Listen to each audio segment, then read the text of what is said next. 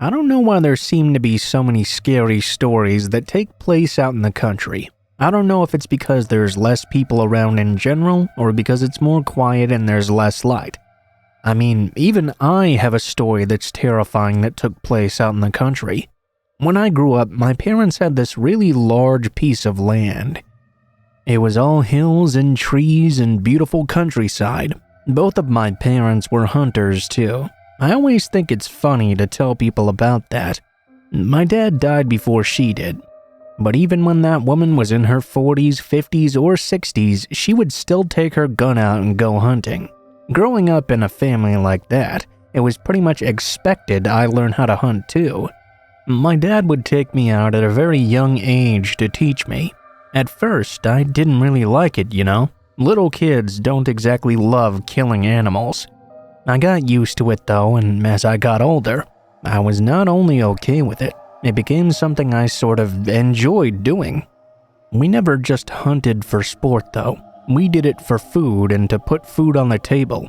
Anything I killed, I was expected to bring home for that same reason. Because I wasn't the biggest guy even when I was a teenager, that meant I didn't concentrate on big things like deer or anything like that. I was very fond of squirrel though. Anyway, I was going coon hunting one night when I was 15 years old. I realized the thought of eating coons might throw people off nowadays, but coon hunting was a pretty big thing where I was raised. When I went coon hunting, I generally started out in the early evening and then went into the night. I always stayed on the land that my dad owned too. I never strayed onto property that wasn't ours. I also preferred to do all of my hunting alone. I never went with my parents or my brothers or anything. It was just the sort of thing I felt better doing alone. I took my air rifle, which was a present I got when I was 13 years old, and my favorite dog Bruno, and went out to do some hunting. For those of you who don't know much about coon hunting, it's mostly a nighttime thing, although some people will attempt to do it during the day. That always brings less success though. Normally, you let your dog loose on a trail and then tree the raccoon. Once the raccoon is in the tree, you then shoot it. I was always comfortable hunting at night. No one instilled in me a fear of the dark, monsters, or the supernatural. My mind was always solely on the business at hand. I wasn't in any hurry in the early evening to find anything though. I didn't let Bruno just loose and chasing after them right away. I liked strolling out in the woods with him. Bruno was a great dog at this too. He would always follow right beside me as I was out walking. He was still kept on a strong leash though. When he would be raring to go, he would definitely be hard to control. He followed commands really well. In my opinion, was the best hunting dog we ever had. The evening soon turned into night, as I expected it would, before anything happened. Fortunately, I had brought a strong flashlight with me. Although I picked this night because the moon was full, big and bright, and I saw great in the dark, I didn't need the flashlight often, and Bruno didn't need the light at all. His big nose brought us to everything we were looking for. I was trying my best to be aware of everything that was around me though. I had been hunting enough to drown out all the cricket and frog sounds. Bruno wasn't being very active this night, so I was pretty sure there were no coons around at all. That wasn't a huge surprise though. They weren't always out on our property. After a while, he started pulling on his leash. It seemed he wanted to go after something. I hadn't seen anything myself, so I turned my flashlight on. I kept on searching around, hoping to catch the distinctive flash of yellow in the coon's eyes, but I didn't see it. Even so, I was about to unleash him and let him go, but something stopped me. I think that everything seemed eerily quiet for me in that moment. Don't get me wrong, there were still the sounds of the night as I was used to, but I wasn't really hearing them. With Bruno pulling, something had to be out there somewhere, but I don't know. Something was off to me. Normally, I would have released him right away. And then I noticed it. Something I had never heard before. I heard the coons chittering and screaming and making all sort of noises in the distance. But this sound sounded like many of them together screaming, and it wasn't the cute sound they usually make either. They all seemed to be very distressed about something. I could have just followed the sound of them and found them. However, I now decided to release Bruno and let him go. It would be much easier to just follow him. This time, though, I wasn't even thinking about shooting the coons. I wanted to know what was making them make all these noises. I ran and followed Bruno as he ran toward the sounds. I was shining the flashlight everywhere, trying to get some sight of what could possibly be out there. And finally, I did. I got the flash of yellow, which let me know I had spotted a treed raccoon, but for some reason, I didn't take out my rifle to shoot at it. I wanted to know what was going on here. As I got closer, I noticed something shocking. There was a man, probably the same age as I was, on the ground. He looked like he might have been injured or something. Bruno was at the guy's side, completely ignoring all the raccoons who were screaming and crying in the trees. It looked like the man had been pretty savagely beaten. He saw me and immediately started to plead with me for help. "He's gonna come back for me. My leg is hurt. You have to help me get out of here." I tried to calm him down, but the guy was absolutely frantic. I couldn't get him to stop long enough to tell me what was going on. From what he kept saying, though, it sounded like someone was after him. I only found out later that when the attacker saw Bruno running towards him, he'd sprinted off into the woods. I figured all the animals were screaming because they were distressed by the attack on the guy. When I asked him if I could try to help him stand, I noticed he was bloody all over, and he'd been stabbed in several places as well. As I was helping him to his feet, Bruno started barking. I didn't think anything of it at first. I mean, we were surrounded by treed raccoons. However, when I looked in the direction he'd barked in, my blood turned to ice in my veins. My flashlight shined over, only to meet the scariest looking man I'd ever seen. He was extremely fat and had what looked like boils and scars all over him. His hair was long and unkempt, but the scariest part was the look in his eyes.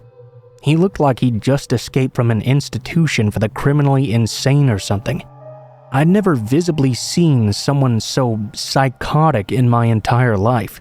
He had a hunting knife in his left hand, and it was covered in blood. This time he didn't flinch as Bruno ran towards him. I guess he'd decided my dog wasn't something to be afraid of. Just the look of the guy caused me to freeze for a moment, terrified beyond belief.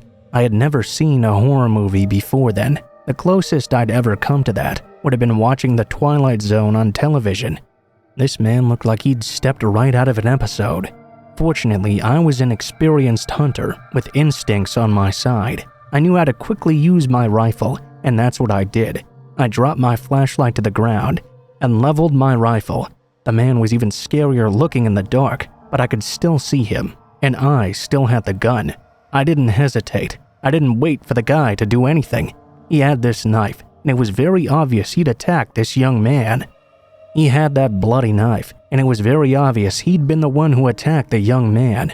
I shot at the guy. I think I hit him, but I wasn't completely sure.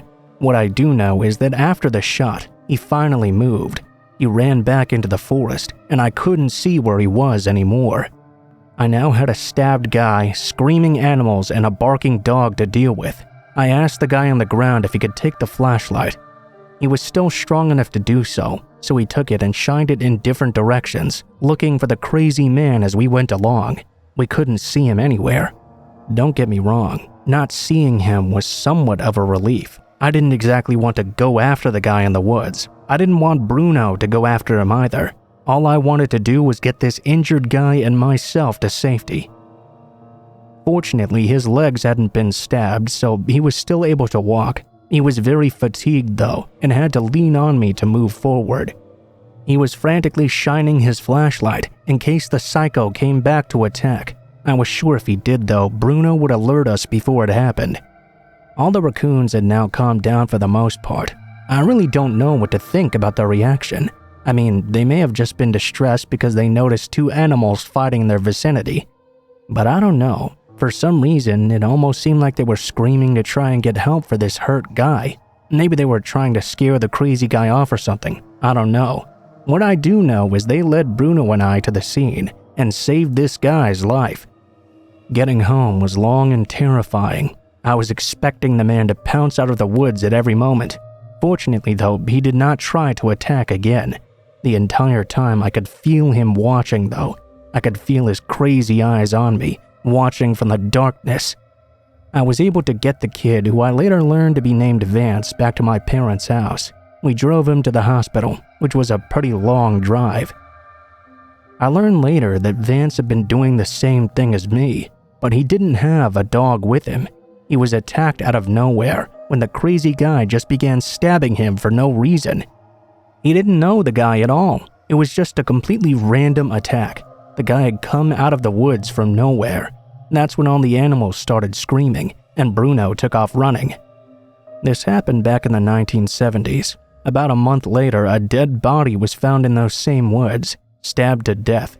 They never caught who did it, but in my mind I knew exactly who that killer was. As for me, I decided not to hunt coons anymore after that. There was something about my experience that night that changed it for me. I couldn't bring myself to shoot them, even though I had many times before. Vance healed up fine in the end, and we ended up being friends for a while. He never went hunting again though, and I completely understand why.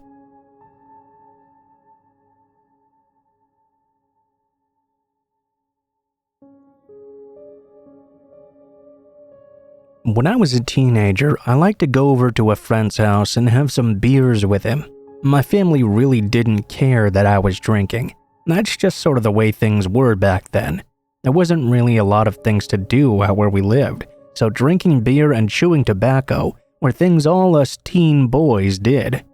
Only problem is, I didn't exactly have a car. My friend Troy had a pickup truck and he would pick me up and drive down to his house. He would normally drive me home too. Almost every guy I knew, when he was driving, would have a beer sitting between his legs. So on this night, we were drinking beers and shooting the shit. Somewhere around 1 o'clock in the morning, Troy wanted to go driving out in the hills. He liked doing that late at night, and we decided to bring his younger brother Jess with us. We were 17 and Jess was 14. I think Troy had been letting Jess have some beer that night too. So we packed into the cab of the truck with Jess in the middle. I loved driving through the hills at night, but I also knew Troy could be a bit of a dick when he wanted to be, especially when he was drinking. There were tons of different roads out there, and many of them just led to other roads into the middle of nowhere. Troy was having such a good time that he ended up driving a long way from the area we were supposed to be in. We ended up coming to this random obscure road that seemed to end in a driveway. The driveway led to an extremely old-looking shack.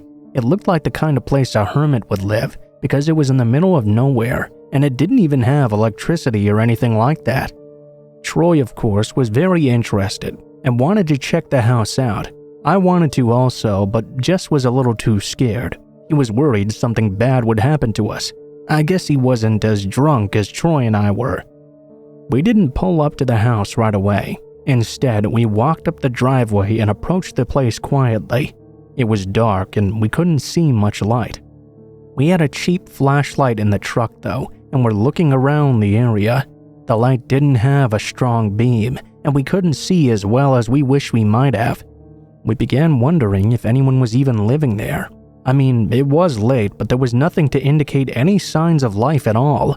We explored around the house and even went to the backyard. Suddenly, we heard Jess screaming from the truck. We immediately stopped what we were doing and ran around to the front of the shack and to the driveway. The headlights were still shining, but that made it harder to see anything. All we could do was hear Jess yelling at something that neither of us knew what it was.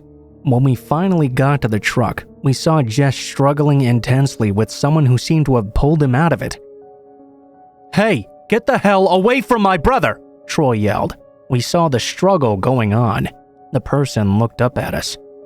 Troy had been carrying the flashlight, so he shined it directly in the eyes of this guy. Rather than getting a good look at him though, he put his arms up to block his face. I got to the guy first and grabbed him to try and pull him off of Jess. Needless to say, I was extremely shocked when the man turned around and bit a big chunk out of me. I yelled because I hadn't expected that. Before I could do anything in response, he bit me again. Troy grabbed the guy, and we were able to pull him off of Jess. Troy got bit multiple times too. The guy was extremely strong, and he kept trying to get away from us. He kept on biting us over and over. All Troy and I could do was fight back. We beat the guy over and over, until we were finally able to trip him and push him down a small hill. That gave us time to get back in the truck as he rolled down. As we got in the truck and had turned it around though, I noticed him sprinting back up on all fours. I told Troy to get the hell out of there, and he definitely did so.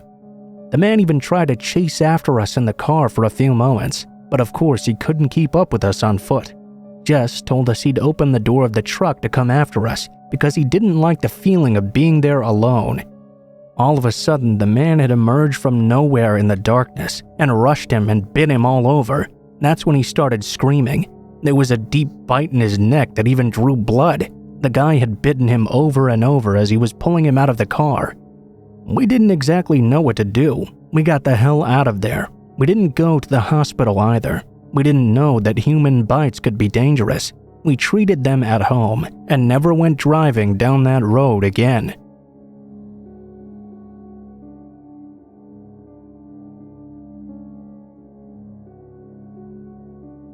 I was bullied a lot when I was younger. When I got into middle school was when it was the worst. I came from a pretty poor family, so I didn't always have the best clothes. Many were hand-me-downs, and a lot of them were worn pretty severely.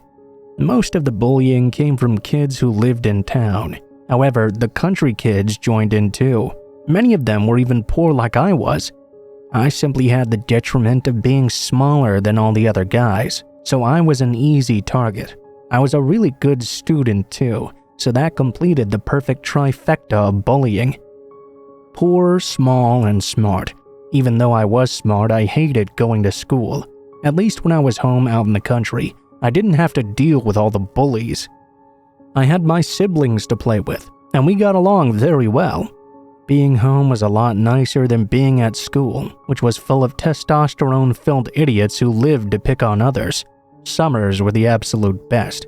Although I don't particularly care for hot weather, I got to be away from the constant torment.